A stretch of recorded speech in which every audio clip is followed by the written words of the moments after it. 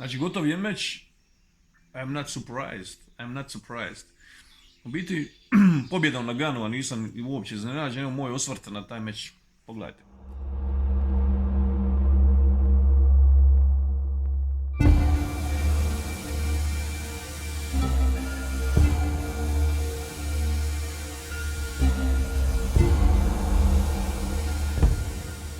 Ja uopće nisam iznenađen sa pobjedom na Ganu, a predviđa sam 70-30, to sam govorio u prijašnjim videima, možete vidjeti.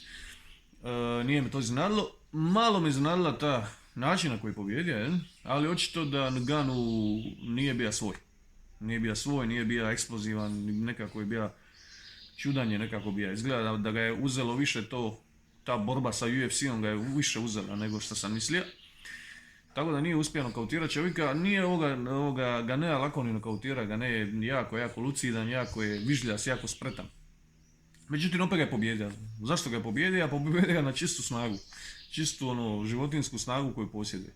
Nije uspio plasirati udarac, nije uspio nokautirati. On je bio ugrožen par puta, iako ne znam ste to vidjeli, ali bio je ugrožen par puta. Na primjer, ja mislim u drugoj rundi, jedan kružni udarac nogom iz okreta i mu je prošao jako blizu glave. To je bilo da je bilo par centimetara niže, mogao bi ga čak i nokautirati, izgleda jako udarac. Drugi put je bio, kad su pali napod, Gane mu uvatio kimuru, ali pošto je ovaj toliko fizički jak, ne možeš ti to baš izvući, tu polugu. I bio je ugrožen sa onom leg lockom, heel lock, znači poluga doli na zglob noge, ali opet kažem, nije toliko bio blizu ne. I ja mislim u trećoj rundi, ja mislim iz klinča okret, lakton. Udarac lakton iz okreta isto je blizu prošao. Tako da ima ga ne svojih momenata, ja bi čak meč dao jako blizu, znači po meni ga gledajući sudačkim očima, meč je bio 3-2 u rundama za Ganea, za Nganoua. I bio je baš zbog toga, zbog te njegove snage, znači kontrola na parteru, bacanje, on ga baci, brate mili. Znači Gane ispali onaj tip, on mu uvati nogu, digne ga ko da ima 13 kila, stuče ga otpot. Znači pokazuje tu fizičku snagu, to je to. Iako kad gledajući taj meč super se vidi da je Gane realno puno vještiji borac od Ngannou, ali Ngannou ima to što drugi nemaju, ima tu nenormalnu snagu, ima tu čvrstoću i ne možeš ga, brate, ni baciti napod tako lako, ne možeš ga ishrvati, ne možeš ništa, jednostavno je presnažan, a kad te pogodi spavanje. Ovdje nije pogodio, kažem, nije bio svoj, mogu to slobodno reći, očito mu je glava puna svega, očito da su ti pregovori sa UFC-om oduzeli jedan veliki dio njegove ubojitosti, a ga ne je bio klasično svoj, nametnije on svoj ritam dok ovaj nije promijenio taktiku i počeo ga bacat. Kad ga je počeo bacat, to je bio kraj meča, znači vidjelo se da ga može kontrolirati, na to je išao, vidio ja ne mogu ga pogoditi, predobro se kreće, idem ja njega bacat, opet IQ, borilački IQ, šta kažete da Ngannou nema, ima. Znači taktičari dobro se prilagodio. To je to. Videći ovaj meč, sad pogotovo znam da niko iz ove, njih dva su prva dva u teškaškoj kategoriji, ne može niko presmrditi. I to je to, Miocić može zaboraviti ga, on ga ne može isto dobiti. Viš ga ne ode na runde i ugrozija, a Miocić je, brate, razbija se ko kula od Lego, ko kockica kad se suočija sa Ngannouom. Iako je Ngannou u njegovom meču bio puno ubojitiji nego ovdje nije bio svoj.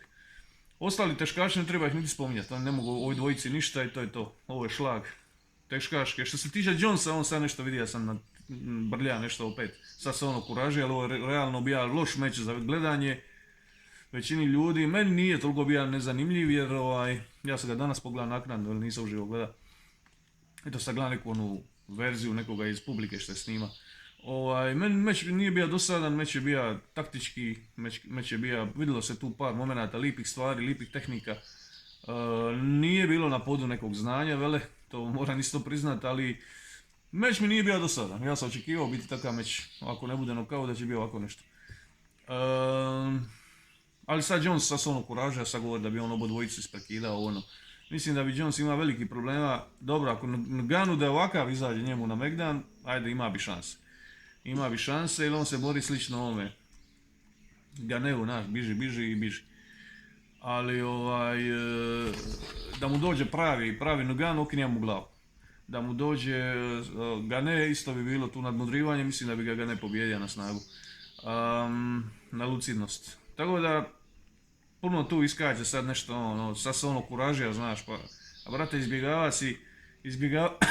prvo, što je ovo, ću vam ja reći iskreno, znači, kako ja gledam, on je iz ove poluteške otišao, vidio više da ne može toliko dominirati, znači, Reyes ga je, pobjedio, i on to zna da ga je pobjedio, on tamo ide malo. Vamo, mu je problem što je tamo, brate, Ngannou, znaš, on se boji Ngannou, a ko đavla, on to neće nikad priznat, boji ga se ko đavla. Izbjegava ga, on je mogao dosad sa njim tući 100 puta.